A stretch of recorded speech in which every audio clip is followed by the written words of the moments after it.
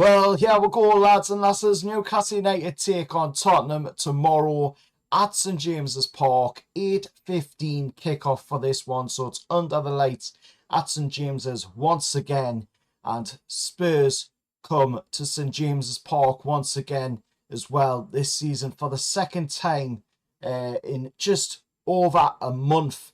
And after we have knocked them out of the Carabao Cup, they're returning to St James's Park to take us on in the Premier League. Hopefully, we'll see a repeat of what we did in the Carabao Cup and we'll get the win in the game tomorrow night. But Eddie Howe and the lads are hunting another home victory, and we are on now for hopefully a 7th straight home win against Spurs in all competitions. The Fortress is back.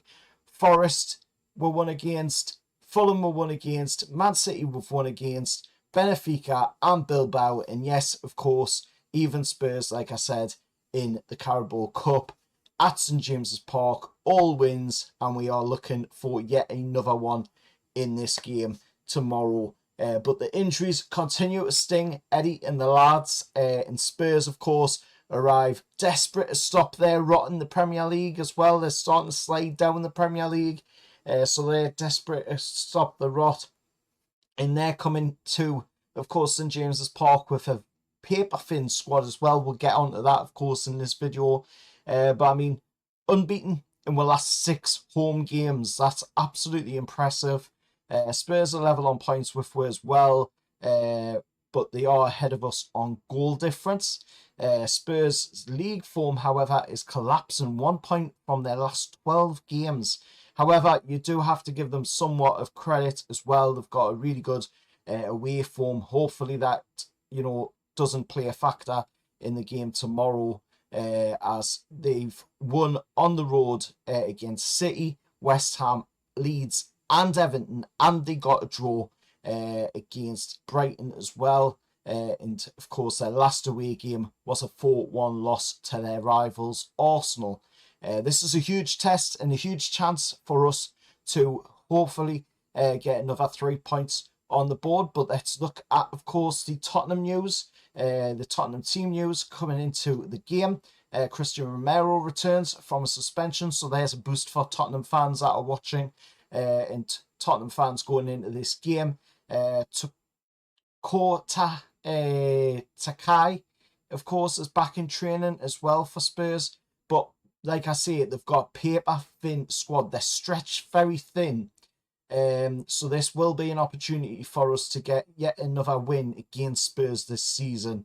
And their injuries are Madison, Solanke, Kulusevski and Dragusin, all remaining sidelined. And then looking at our team news going into the game. Kieran Trippier will not be available. Botman will not be available. Nicky Pope, of course, missed out on the game against Everton because of an injury. I think we might not see him again for this one. And then Asul, of course, is also ruled out. Wissa remains a doubt, but he is training with the team. So I think we will probably see him at some point this month. That is what Eddie Howe was hoping to see. But I mean, the St James's Park atmosphere, it's just going to have to do, half the work. We're just going to have to get behind the lads, and boost that confidence even more. Thankfully, we picked up a win in the Hill Dickinson Stadium, just gone, of course. And that was the first time we've ever played there. And we've won, of course, against Everton there. On the road as well. Nice to see. First away win of this season, and the first away win, of course, since April of this year. And looking at the form, going into it, like I say, Spurs' last 6 away games, a 2-0 against City, a 3-0 against West Ham, 2-1 against Leeds, 3-0 against Everton, and a 2-2 draw with Brighton, and of course a 4-1 loss to Arsenal. Our last 6 games at home, all 6 won, obviously, against Forest, Fulham, City in the Premier League. And of course, in the Champions League, it was Benfica and Bilbao. In the League Cup, of course, Spurs game. So St James's Park is a fortress, and Spurs are walking straight into the storm on this one. And if you look at the history of this game as well, over the past 5 fixtures, it doesn't paint a good picture at all for Tottenham fans coming into this game. Of course, this season we've already beat them 2-0 in the League Cup, but looking at the league for 24-25 season, it was a 2-1 win with Barnes and, of course, Isak, who is now with Liverpool. And then the season before that, for the 23-24 season, we're seeing ourselves win 4-0 in that game, a double by Isak and one by Gordon, one by Shaw.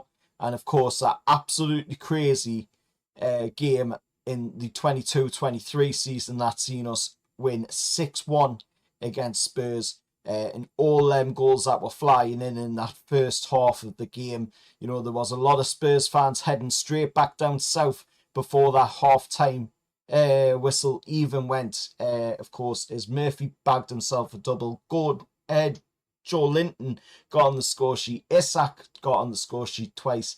And Wilson also on the score sheet. The last time we've lost to Spurs was the 21-22 season, which was a 3-2 loss to Spurs. So in the past 4 fixtures, we have beaten Spurs at St James's Park. That, of course, includes the game that were played against them in the League Cup this season. So history says goals, and usually it's our goals. So hopefully we'll see more of that tomorrow as we take them on in the Premier League. I mean, looking at some talking points, you know, can we make it 7 straight home wins? I think we can.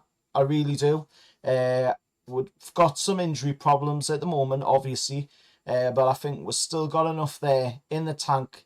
Looking at what we did to Everton, you know, I think we've got enough there in the tank to be able to come away from this game with a positive result. I think we can get 3 points in the bag. It will be somewhat of a tough game, obviously, because it is Spurs. We're seeing how the League Cup game played out, you know, but we did come away from that game 2-0 winners, so I would expect we to do somewhat of a similar thing again and come away with a convincing scoreline. Looking at Spurs, you know, will their away form hold up under this St James's Park pressure? I don't know if it will, to be honest. Let us know down in the comments below what you Spurs fans think on that one, you know, but I think the atmosphere at St James's Park under the lights, it's very hard to beat. A lot of people have trouble with it. And of course, Spurs has already had trouble with it this season as well in the League Cup. And we'll obviously know, you know, who's going to replace Trippier, who's going to replace Botman in them big moments. I mean, look at Matty Chow, absolutely fantastic. Double goals in the game against Everton. And, you know, we want to see more of that from Mali, more on the scoring side of things from Mali. And he's been absolutely fantastic this season. He's been a standout player, probably one of the best players, I would say, this season in that defensive area. And he's just really, really solid all-round player. So we want to see more of that from Mali Chow that was seen in the game against Everton, what we've been seeing this season as well. And then, you know, looking at our full-backs, we've got Tino Livramento back, we've got Halsey back.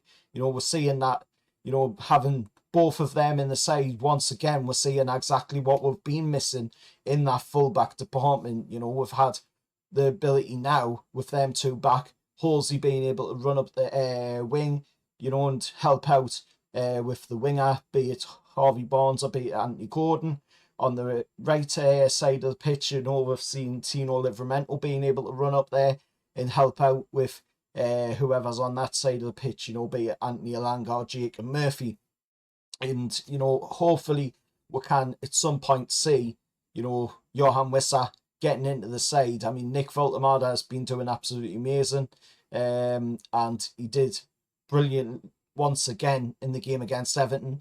But we are going to hopefully at some point see this month, you know, Johan Wissa coming into that side. And I think once we do, you know, we'll see a lot more goals going in. We'll see a lot more free scoring games for us with, you know, Johan Wissa being in that side and that link-up play, you know, with Voltemada to Wissa, and then the other players added in as well, the likes of Bruno and Sandy and Big Joe Gordon as well. You know, we're seeing Gordon come back into the side against Everton, which was nice to see. We're also seeing, obviously, Elanga playing out on the right as well, which was nice to see. And I think, you know, we need to see more of what we're seeing from Elanga in the game against Everton. We need to see more of that, because that was what we want to see from the lad. And, you know, that's just great to see that he was having a really good game in that one. And looking at the midfield, I think our midfield would overpower Spurs, to be honest.